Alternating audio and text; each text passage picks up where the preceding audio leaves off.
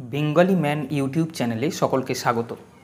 আসন্ন PSC ICDS মেনে 4th পেপারে 100 নম্বরের পাটিগণিতের যে সিলেবাস আছে, মূলত তার লক্ষ্যে আজ আমরা পাটিগণিতের অঙ্ক পরীক্ষায় কিভাবে করা উচিত তা শিখব। যারা ডেসক্রিপটিভ ইংলিশ ও বাংলার প্রস্তুতি নিচ্ছ তারা আমার অপর একটা YouTube channel Das capital follow করতে পারো, লিঙ্ক ডেসক্রিপশান বক্সে দেওয়া আছে। এই প্রশ্ন ডাব্লিউবিপি এসআই মেন ও মিসলেনিয়াস মেনের জন্য সমানভাবে উপকারী। এর আগে 14টা ভিডিও আমি দিয়েছি এই ডেসক্রিপটিভ ম্যাথের উপর। ভিডিওর লিঙ্ক ডেসক্রিপশান বক্সে দেওয়া আছে, সময় সুযোগ করে ওই পার্টগুলো একটু দেখে নিও। আজ 15 নম্বর পার্ট। চলো আজকের সেশন শুরু করা যাক। প্রথম প্রশ্নে বলেছে, if 10% of SP of an article is equal to 12% of its CP and 16% of SP is rupees 6 more than 18% of CP, find the CP of the article.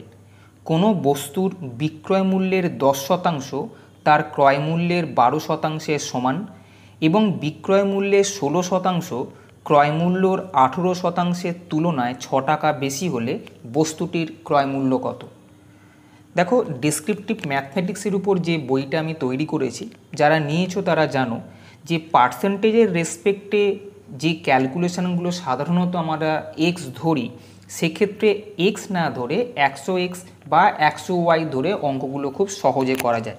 তাতে করে ইকুয়েশনটা খুব ইজি আসে। যেমন এক্ষেত্রে তোমাকে সিপি অফ দ্য আর্টিকেল বস্তুটায় ক্রয় মূল্য বার করতে দিয়েছে।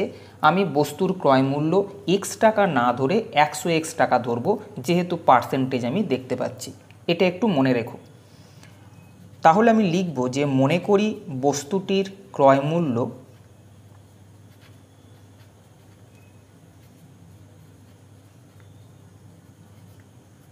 সমান 100x টাকা। যেহেতু এখানে ক্রয় মূল্য আর বিক্রয় মূল্য নিয়ে কথা বলা হয়েছে, তাই বিক্রয় মূল্য ধরে নাও। বিক্রয় মূল্য 100y টাকা। শুধু x শুধু y না ধরে 100x 100y ধরবে, ক্যালকুলেশনে কিন্তু সুবিধে হবে। দেখো, এবারে আমি এইখান থেকে ডাটা নেব। তাহলে আমি লিখব প্রশ্নানুসারে কি 10% অফ এসপি। এসপি মানে বিক্রয় মূল্য, সেলিং প্রাইস। বিক্রয় মূল্যের 10%। দেখো, বিক্রয় মূল্য 100y, এর 10% মানে কত হবে? 10y। এই যে ক্যালকুলেশনটা, এটা সুবিধা হবে, নাহলে ভগ্নাংশে চলে আসে। 100y বিক্রয় মূল্য, তার 10% হচ্ছে 10y। 10% of SP is equal to 12% of CP. CP কত? 100x, তার 12%। মনে করো 100-র 12% কত? 12। গায়ে খালি এক্সটাকে রেখে দাও। বোঝা গেছে? তাহলে 10y is equal to 12x, এটা আমার প্রথম ইকুয়েশন আসছে। একটু কেটে ছোট করো, 2 দিয়ে কাটলে এরকম আসে। আমি এইখানে লিখছি জায়গার অভাবে, অতএব y is equal to 6x/5। এবারে কথা হচ্ছে y is equal to 6x/5 না লিখে x ইজ ইকুয়াল টু আমি কেন 5y/6 লিখলাম না? অর্থাৎ এটা কেন y ইজ ইকুয়াল টু বার করলাম? দেখো, y is equal to 6x/5 বার করা মানে যেখানে পরবর্তী ইকুয়েশনে y থাকবে তার জায়গায় আমি x এর জিনিসটা বসাবো। কেন এটা করলাম? তোমাকে বলেছে find the CP of the article, বস্তুটায় ক্রয় মূল্য বার করতে। বস্তুর ক্রয় মূল্য 100x ধরেছ, অর্থাৎ এক্সের ভ্যালুটা দরকার। যে ভ্যালুটা দরকার সেটা এদিকে রাখো, যেটা দিয়ে ট্রান্সফার করবে সেটাকে এই দিকে রাখো। আমি y এর বদলে x দরকার, তাই y ইজ ইকুয়াল টু বার করলাম। পরের লাইনে যেখানে ইকুয়েশন পাবো সেখানে y এর জায়গায় এই ভ্যালুটা বসিয়ে দেবো, তাতে করে ইকুয়েশনটা পুরোপুরি এক্সে কনভার্ট হয়ে যাবে। তার কারণ আমার টার্গেট সিপি বার করা, যেখানে 100x আছে। বোঝা গেছে? তাহলে এটাকে আমি 1 নম্বর লিখতে পারি। এবং 2 নম্বর ডাটাকে দিয়েছিল 16% অফ এসপি, অর্থাৎ বিক্রয় মূল্যের 16%। বিক্রয় মূল্য 100y, তার 16% হবে 16y। বিক্রয় মূল্যের 16%, এটা ₹6 মোর দ্যান 18% অফ সিপি। ক্রয় মূল্যের 18%-এর তুলনায় 6 টাকা বেশি। ক্রয় মূল্য 100x, তার 18% হচ্ছে 18x, তার তুলনায় বলেছে 6 টাকা বেশি, সেটা বিক্রয় মূল্য। বোঝা গেছে? এবারে এই y এর জায়গায় দেখো 6x/5টা আমি বসাতে পারি। 16 ইন্টু ওয়াই এর ভ্যালু হচ্ছে 6x/5 বসালাম, মাইনাস 18x এদিকে নিয়ে চলে এসো সমান 6। এখানে তুমি লিখে দেবে যেহেতু y = 6x/5 বা 1 থেকে পাই, তুমি যেহেতু y এর জায়গায় ভ্যালুটা বসিয়েছো। এটা 96x/5 মাইনাস 18x সমান 6। আমি আবার বলছি, তোমরা পরপর করো, এখানে জায়গা খুব শর্ট। 96x এটা পরের লাইনে হবে, মাইনাস 5 × 18 90x/5 সমান 6, বা এটা বিয়োগ করলে আসবে 6x/5 = 6, এটা কাটলে আসবে x = 5। বার করতে হবে ক্রয় মূল্য, যেটা আমি ধরেছি 100x। এখানে তাহলে x এর ভ্যালুটা বসিয়ে দাও, অতএব বস্তুটির ক্রয় মূল্য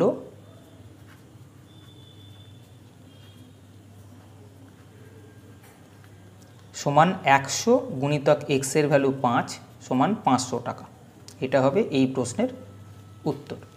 বোঝা গেছে? পরের প্রশ্ন। পরের প্রশ্নে বলেছে a cistern has 3 pipes A, B and C.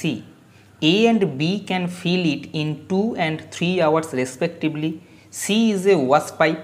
If all the pipes be opened at a time, 7/24 of the cistern will be filled up in 30 minutes. In what time C can empty the full cistern? একটা জলাধার বলতে পারো, চৌবাচ্চা বলতে পারো।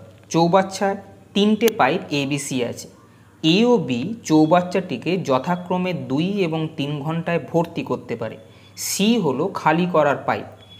যদি 3টে পাইপই একসঙ্গে খোলা হয়, if all the pipes be opened at a time, একসঙ্গে খোলা হয়, তাহলে 30 মিনিটে, অর্থাৎ 30 মিনিট যদি 3টে পাইপকে একসঙ্গে খুলে রাখা হয়, তার মধ্যে এ আর বি ভর্তি করছে আর সি খালি করছে, তাহলে 30 মিনিট পর দেখা যাবে চৌবাচ্চার 7/24 অংশ ভর্তি হয়েছে। সি একা চৌবাচ্চাটিকে কতক্ষণে খালি করতে পারবে? দেখো 30 মিনিট 3টে নলই খোলা ছিল, তাহলে আমি দেখব যে 30 মিনিটে এ কতটা ভর্তি করলো, বি কতটা ভর্তি করলো। এ আর বি যতটা ভর্তি করলো সেটা 7/24 থেকে বড় না ছোট দেখব। মনে করো এ 2 ভর্তি করলো, বি 3 ভর্তি করলো, তাহলে 2 আর 3 5 তো ভর্তি করলো, কিন্তু তার সঙ্গে তো সিও চালু ছিল যে কিনা খালি করছিল। তাহলে আলটিমেটলি এ আর বি বেশি ভর্তি করবে, তার তুলনায় দেখবে 7/24 কম হবে, তার কারণ সি খালি করছে। বোঝা গেছে? যেহেতু চৌবাচ্চাটাকেও খালি করছে, তাহলে কিছু জল সি ওখান থেকে আবার বার করে দেবে। তাহলে আমি দেখব যে এ, বি আর সি মিলে এই 30 মিনিট বা আধ ঘন্টায় কে কতটা জল ভর্তি করে বা খালি করে। আমি এখানে লিখব যেহেতু এ 2 ঘন্টায় চৌবাচ্চাটি ভর্তি করে,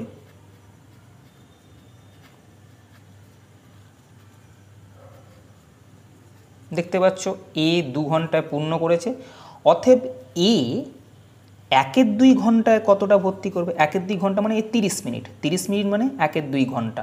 তাহলে এ 1/2 ঘন্টায় ভর্তি করবে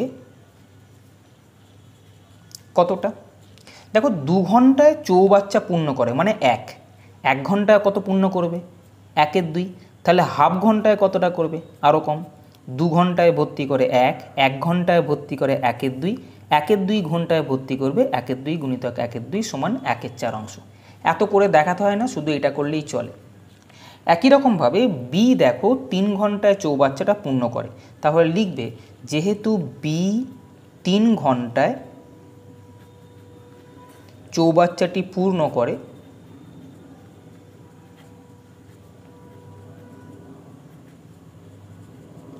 অতএব একই রকমভাবে বি 1/2 ঘন্টায় কতটা ভর্তি করবে? দেখো 3 ঘন্টায় ভর্তি করে 1 ঘন্টায় ভর্তি করে 1/3, আর 1/2 ঘন্টায় ভর্তি করবে, তাহলে 1/2 দিয়ে গুণ করলে 1/6 অংশ। বোঝা গেল? তাহলে বি হাফ ঘন্টায় এটা ভর্তি করলো আর এ হাফ ঘন্টায় 1/4 ভর্তি করেছে। তাহলে আমরা দেখব যারা ভর্তি করছে তারা 1/2 ঘন্টায় মোট কতটা ভর্তি করলো। কারা ভর্তি করছে? এ আর বি মিলে। তাহলে আমি বলবো এ ও বি 1-2 ঘন্টায় ভর্তি করে বা পূর্ণ করে কতটা? এ করেছে 1/4 অংশ, বি করেছে 1/6 অংশ। এটাকে সরল করবে, 12 লসাগু 3 + 2 = 5/12 অংশ। এটা ভর্তি হয়ে যাওয়ার কথা, কিন্তু ভর্তি হয়েছে কতটা? 7/24 অংশ। একটা জিনিস এখানে রাফে দেখাতে চাই, এই মনে করো 5/12 ভর্তি হয়েছে, কিন্তু প্রশ্ন বলছে 7/24 ভর্তি হয়েছে। এই দুটো ফ্র্যাকশানের মধ্যে বড় কে? ফ্র্যাকশান কোনটা বড় জানার জন্য ক্রস গুণ করতে হয়। এই ক্রস গুণ করলে 5/24 120, আর এই ক্রস গুণ করলে 7/12 84। কোনটা বড় হচ্ছে? 120। তার মানে যার মাথায় বড় ফিগার সেই ভগ্নাংশটা বেশি বা বড়। তাহলে দেখতে পাচ্ছি 5/12 বড় 7/24 তুলনায়। এটা থেকে আমি কি বলতে চাইছি? জল অরিজিনালি 5/12 ভর্তি হওয়ার কথা ছিল, কিন্তু জল তার তুলনায় কম ভর্তি হয়েছে, অর্থাৎ 7/24 হয়েছে। কেন?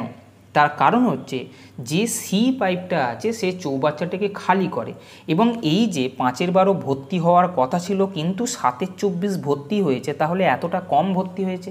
এই এতটা কম ভর্তি হয়েছে তার কারণ সি অতটা জল বাইরে বার করে দিয়েছে এই আধ ঘন্টায় যতক্ষণ এটাকে চালু করা ছিল। বোঝা গেছে? তাহলে আমি বলতে পারি যে যেহেতু এ, বি ও সি তিনটি পাইপ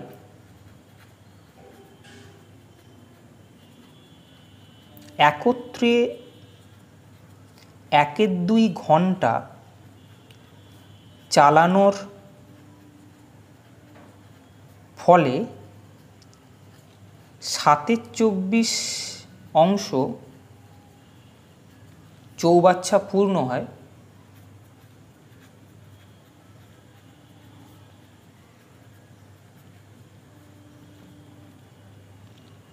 অতএব সি 1-2 ঘন্টায় খালি করে কতটা? 5/12 ভর্তি হয়ে আছে কিন্তু জল আছে 7/24, তাহলে যেটা কম পড়ছে সেটা সি কিন্তু খালি করে দিয়েছে। বোঝা গেছে?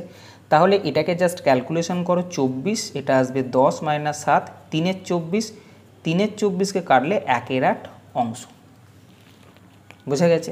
তাহলে সি 1-2 ঘন্টায় খালি করছে 1/8 অংশ। তাহলে সি 1 ঘন্টায় কতটা খালি করবে?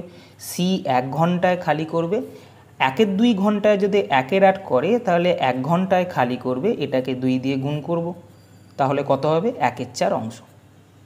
অর্থাৎ প্রতি ঘন্টায় 1/4 অংশ করে সি খালি করে দিচ্ছে। তাহলে 1/4 অংশ যদি 1 ঘন্টায় খালি করে, 1 অংশ খালি করবে, ঠিক উল্টো। অথবা বলতে পারো সি সম্পূর্ণ চৌবাচ্চা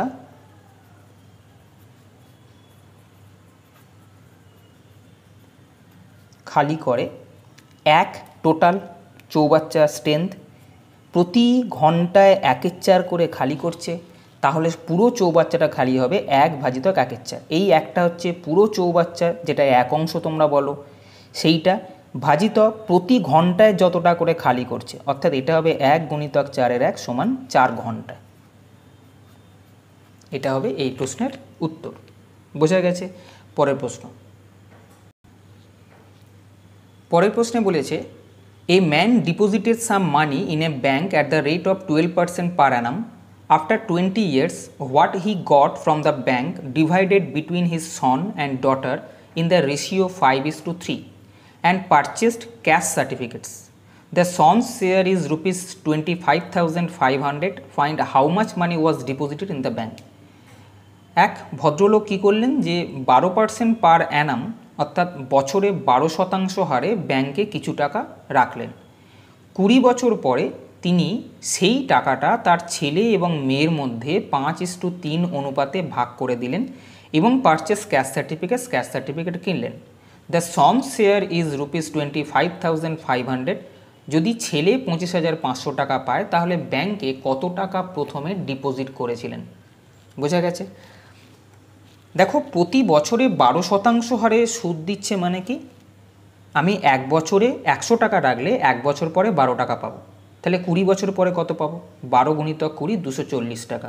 মানে আমি যদি ব্যাংকে 100 টাকা রাখি, 20 বছর পরে ব্যাংক আমাকে 240 টাকা ইন্টারেস্ট দেবে, অর্থাৎ 20 বছর পরে আমি মোট টাকা পাবো এখানকার 100 যেটা আমি জমা করেছিলাম এবং 240 টাকা ইন্টারেস্ট, অর্থাৎ 100 প্লাস 240 340 টাকা মোট পাবো। তাহলে 340 টাকা যদি আমি পেতে চাই, যে টাকাটা আমি আমার ছেলে এবং মেয়ের মধ্যে ভাগ করে দেব, সেটার জন্য আমাকে ব্যাংকে রাখতে হবে 100 টাকা। এটা হচ্ছে ইনিশিয়াল একটা ধারণা। তাহলে আমরা অঙ্কটাকে দেখব যে যেহেতু ব্যাংক থেকে পাওয়া টাকা পুত্র ও কন্যার মধ্যে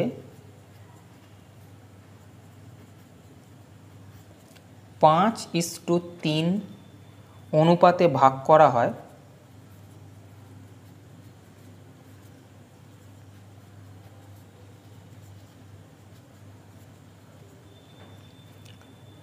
অতএব পুত্র পায় মোট টাকার, দেখো মোট যদি 8 হয় তার মধ্যে পুত্র পাবে 5, অর্থাৎ 5/8 অংশ, অনুপাত দিয়ে দিয়েছে ওরা। তাহলে মোট টাকা যদি 8 হয় তার মধ্যে পুত্র পাবে 5 আর কন্যা পাবে 3, তাহলে পুত্র পাচ্ছে 5/8 অংশ। কেন শুধু পুত্র বার করা হলো? তার কারণ এখানে পুত্রের শেয়ার দেওয়া আছে 25,500 টাকা, অর্থাৎ মোট যে টাকাটা হবে সেই টাকার 5/8 অংশের ভ্যালু হচ্ছে 25,500 টাকা। বোঝা গেছে? তাহলে লিখব প্রশ্নানুসারে মোট টাকার 5/8 অংশ যেটা কিনা পুত্র পাচ্ছে, তার ভ্যালুটা টাকায় কত? ওরা দিয়েছে 25,500। বোঝা গেছে? তাহলে আমি বলবো মোট টাকার পরিমাণ কত? এই 5/8টা ওইদিকে উল্টে যাবে এবং কাটবে। তাহলে আমি বলবো ব্যাংক থেকে মোট টাকা মানে কি? ব্যাংক থেকে যে টাকাটা পাচ্ছে, ব্যাংক থেকে পাওয়া মোট টাকার পরিমাণ 25,500 গুণিতক, এটা 25,500 গুণিতক এইটা উল্টে যাবে 8-এর 5, এটা কাটলে এটা আসছে 40,800 টাকা। বোঝা গেছে? এই টাকাটা ব্যাংক থেকে পেয়েছে, যার 5/8 অংশের ভ্যালু হচ্ছে 25,500 টাকা, এটা পুত্রকে দিয়ে দিয়েছিল। বোঝা গেছে? তাহলে ব্যাংক থেকে আমি পেতে চাইছি 40,800 টাকা। খেয়াল রেখো, 20 বছর পরে আমি ব্যাংক থেকে 40,800 টাকা পেতে চাইছি, তাহলে আমাকে ব্যাংকে কত টাকা রাখতে হবে? বোঝা যাচ্ছে? এবারে দেখো, যেহেতু ব্যাংকে সুদের হার 12%,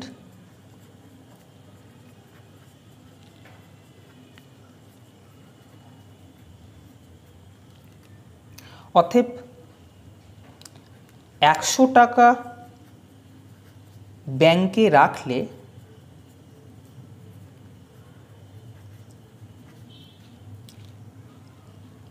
এক বছর পর, অথবা এটা তুমি এটা না লিখে 100 টাকা ব্যাংকে রাখলে 20 বছরের সুদ লেখো। 20 বছরের সুদ কত হবে? 12% বছরে, 20 বছরে হচ্ছে 240 টাকা।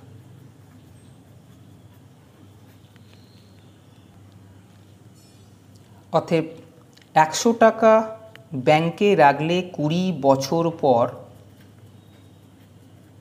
পাওয়া যাবে 100, তো তুমি রেখেছো, 240 ইন্টারেস্ট সমান 340 টাকা। তাহলে 340 টাকা পেতে গেলে তুমি ব্যাংক থেকে যদি 340 টাকা পেতে চাও, ব্যাংকে রাখতে হবে কত টাকা? 100 টাকা। ব্যাংকে রাখতে হবে 100 টাকা। দেখো, তুমি 100 টাকা রেখেছিলে বলেই তো 20 বছর পরে 340 টাকা পাচ্ছ। তাহলে ব্যাংক থেকে 1 টাকা পেতে গেলে ব্যাংকে রাখতে হবে 100/340 টাকা। তুমি ব্যাংক থেকে কত টাকা পেতে চাও? 40,800 টাকা পেতে চাও। কেন? এই টাকাটার মধ্যেই 25,500 টাকা ছেলেকে দিতে চাইছো। তাহলে 40,800 টাকা তুমি ব্যাংক থেকে মোট পেতে চাও, সেটা যদি পেতে চাও তাহলে তোমাকে ব্যাংকে কত টাকা রাখতে হবে এটাই কিন্তু প্রশ্ন।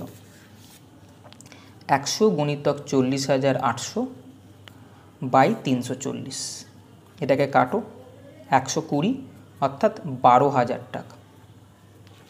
বোঝা গেছে? তাহলে উত্তরটা হচ্ছে যে find how much money was deposited in the bank, ব্যাংকে কত টাকা ডিপোজিট করা হয়েছিল, অতএব তিনি ব্যাংকে রেখেছিলেন 12,000 টাকা।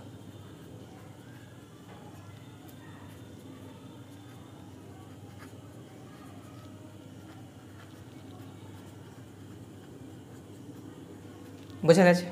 পরের প্রশ্ন। পরের প্রশ্নে যাওয়ার আগে একটা কথা বলে রাখি, চাকরি পরীক্ষার ডেসক্রিপটিভ ম্যাথমেটিক্সের উপর একটা ই বুক তৈরি করা হয়েছে, যে বইতে WBCS মেন, যে সময় WBCS 2013 পর্যন্ত ডেসক্রিপটিভ পেপারে অঙ্ক করতে হতো যেভাবে আমি এখন করছি। এখন তো মেন পরীক্ষা অবজেক্টিভ প্রশ্ন থাকে, কিন্তু 2013 BCS পর্যন্ত এটা ডেসক্রিপটিভ করে দেখাতে হতো। সেই WBCS মেনের 2013 পর্যন্ত প্রশ্ন, মিসলেনিয়াস মেনের প্রশ্ন এবং ক্লার্কশিপ মেনেতে ডেসক্রিপটিভ পেপারে যে সমস্ত প্রশ্নগুলো এসেছিল সেই প্রশ্নগুলোর সংকলন করে কিভাবে উত্তর করতে হয় ঠিক যেভাবে আমি এখন করছি সেইভাবে এই বইতে আমি করে দিয়েছি। মোট 250টা প্রশ্ন আছে, এর মধ্যে 200টা প্রশ্ন যেভাবে সমাধান এখন করছি ঠিক সেইভাবে করে দেওয়া আছে এবং 50টা প্রশ্ন তোমাদের জন্য দেওয়া আছে। যদি 200টা প্রশ্ন খুব ভালোভাবে করো যেগুলো পরীক্ষায় এসছে, তাতে করে একটা তোমাদের ধারণা হবে যে ডেসক্রিপটিভ পেপারে প্রশ্ন কীরকম আসে। এই নয় যে অবজেক্টিভ পেপারে প্রশ্ন যেরকম আসছে সেরকম টাইপেরই প্রশ্ন ডেসক্রিপটিভে আসে। ডেসক্রিপটিভের প্রশ্নের কিন্তু একটা ধরন আছে, যদি তোমরা প্রশ্নগুলো দেখে থাকো প্রিভিয়াস ইয়ারে তাহলে একটা আইডিয়া পাবে। এই বইতে মোট পাতার সংখ্যা হচ্ছে 106। প্রশ্ন পরীক্ষায় যেভাবে ইংরেজিতে দেয়া থাকে প্রশ্নগুলো দেওয়া হয়েছে ইংরেজিতে, কিন্তু সলিউশনটা পুরোপুরি বাংলায় করে দেওয়া হয়েছে যেভাবে আমি এখন করছি। যদি বইটা নিতে চাও ডেসক্রিপশন বক্সে লিঙ্ক দেওয়া আছে, বইটা নিতে পারো। এছাড়াও বলি, এই ডেসক্রিপটিভ ম্যাথমেটিক্স ছাড়াও অবজেক্টিভের প্রশ্নের জন্য 550টা প্রশ্নের একটা এরিথমেটিক বইও কিছুদিন আগে আমি পাবলিশ করেছি। 550টা এরিথমেটিক প্র্যাকটিস ই বুক শুধুমাত্র প্র্যাকটিসের জন্য, সেখানে সম্পূর্ণ সমাধান নেই, প্রশ্ন দেওয়া আছে, সেই প্রশ্নগুলো আপডেটেড প্রশ্নগুলো কম্পাইল করা হয়েছে। যারা WBCS মেন দিতে চাইছো তারা বইটা নিতে পারো। যে কোনো পরীক্ষার জন্যই, বিশেষ করে SSC WBCS মেন বা রেলের জন্য কিন্তু প্রশ্নগুলো উপকারী। A man buys 50 bicycles for rupees 2,50,000 but 20 of them are soiled. He determines to sell each soiled one at 3/4 of price at which he sells a new one. What must be the selling price of a soiled one in order that he may make a profit of 35% on his outlay? এক ভদ্রলোক 50টা bicycle 2,50,000 টাকা দিয়ে কিনলেন, কিন্তু তার মধ্যে 20টা নষ্ট হয়ে গেল, খারাপ, সয়েলড। He determines to sell each soiled one at 3/4 of the price at which he sells a new one. নতুন সাইকেল মানে ভালো সাইকেল যে দামে তিনি বিক্রি করেছেন তার 3/4 দামে এই খারাপ সাইকেলগুলো, যেগুলো সয়েলড বলছে, খারাপ সাইকেলগুলো বিক্রি করেছেন। নতুন সাইকেল যে টাকাতে বিক্রি করেছেন তার 3/4 টাকাতে একটা খারাপ সাইকেল বিক্রি করেছেন। তিনি প্রতিটা খারাপ সাইকেল কত টাকা দিয়ে বিক্রি করবেন যাতে করে তার মোটের ওপর 35% লাভ হয়। মোটের ওপর মানে কি, আমি 2,50,000 টাকায় কিনেছি, 2,50,000 টাকার ওপর 35% আমি প্রফিট করতে চাইছি। আমি প্রফিট করব এইটা, কিন্তু বিক্রি করার সময় আমি এইভাবে বিক্রি করব। তাহলে আমি যদি এইখানে বলি এই লাইনটা, যেহেতু মোটের উপর 35%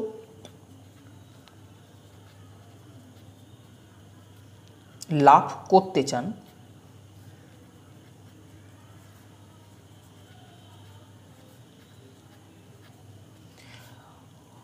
অতএব 50টা সাইকেল মোট, 50টি সাইকেলের মোট বিক্রয় মূল্য কত হবে দেখে নিই।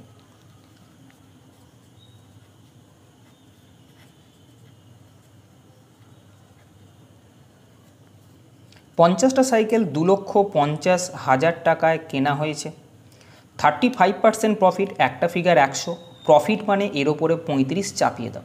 এবার যেহেতু বিক্রি করছো তুমি বেশি দামে, প্রফিট করছো মানে বেশি দামে বিক্রি করছো, তাই এদের মধ্যে বেশি ফিগার বা বড়টাকে উপরে বসাও, ছোটোটাকে নিচে।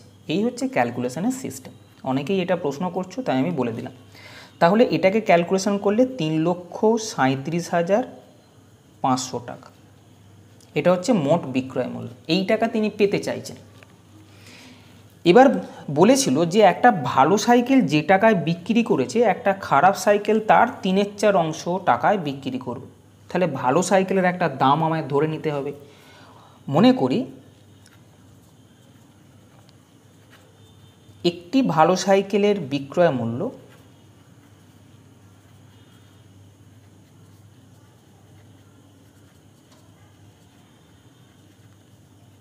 X টাকা।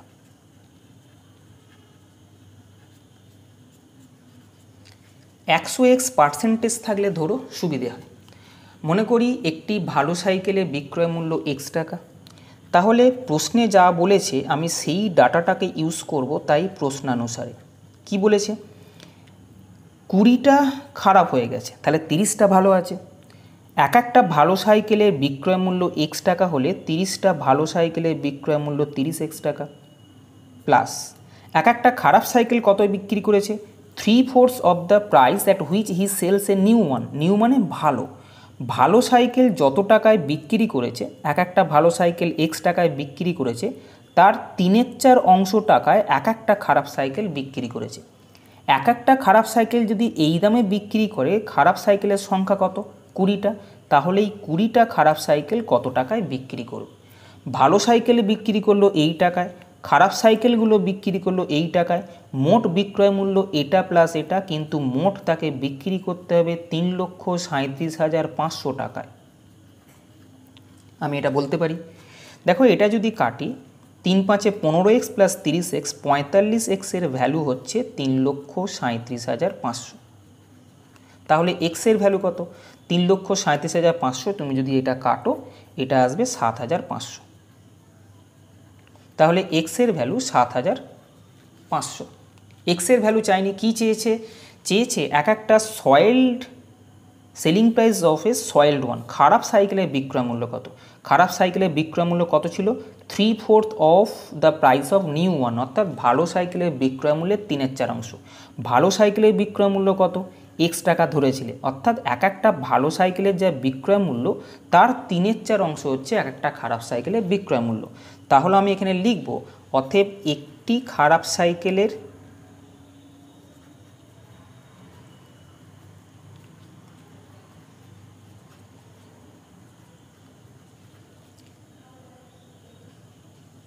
সেলিং প্রাইস, বিক্রয় মূল্য কত বলেছিল, যা বিক্রয় মূল্য একটা ভালো সাইকেলের হবে তার 3/4 অংশ। বুঝে গেছে? এটা কাটো, 1875, 1875 গুণ করলে 5,625 টাকা।